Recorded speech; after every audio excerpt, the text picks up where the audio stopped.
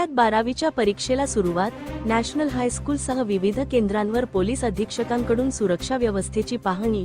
धुळे शहरासह राज्यात आजपासून 12वीच्या लेखी परीक्षेला उत्साहात सुरुवात झाली असून धुळे जिल्ह्यात ही प्रशासकीय यंत्रणा सज्ज झाली आहे. परीक्षेच्या पहिल्याच दिवशी जिल्ह्याचे पोलीस अधीक्षक श्रीकांत धिवरे यांनी स्वतः मैदानात उतरून शहरातील नॅशनल हायस्कूलसह विविध परीक्षा केंद्रांना प्रत्यक्ष भेट दिली. परीक्षा केंद्रांवरील सुरक्षा व्यवस्था, विद्यार्थ्यांची बैठक व्यवस्था आणि परिसरातील शांतता यांचा आढावा घेत त्यांनी पोलीस प्रशासनाला आवश्यक त्या सूचना केल्या. विद्यार्थ्यांच्या मनातील भीती दूर व्हावी आणि कोणताही अनुचित प्रकार घडू नये या दृष्टीने पोलीस प्रशासनाने चोख नियोजन केले असून स्वतः अधीक्षकांनी केलेल्या या पाहणीमुळे यंत्रणा अधिक सतर्क झाली आहे.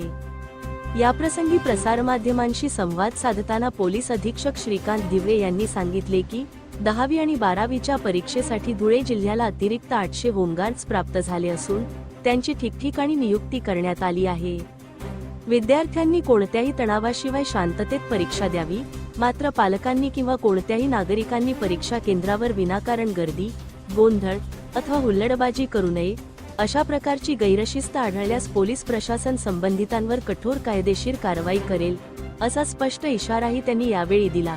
संपूर्ण जिल्ह्यात पोलीस यंत्रणा हाय अलर्टवर असून सुरक्षित वातावरणात परीक्षा पार पाडण्यासाठी प्रशासन कटिबद्ध असल्याचे धिवरे यांनी नमूद केले. धुळे क्राईम न्यूजसाठी अब्दुल रहमान मलिक, धुळे. आजपासून 12वीची परीक्षा सुरू होत आहे.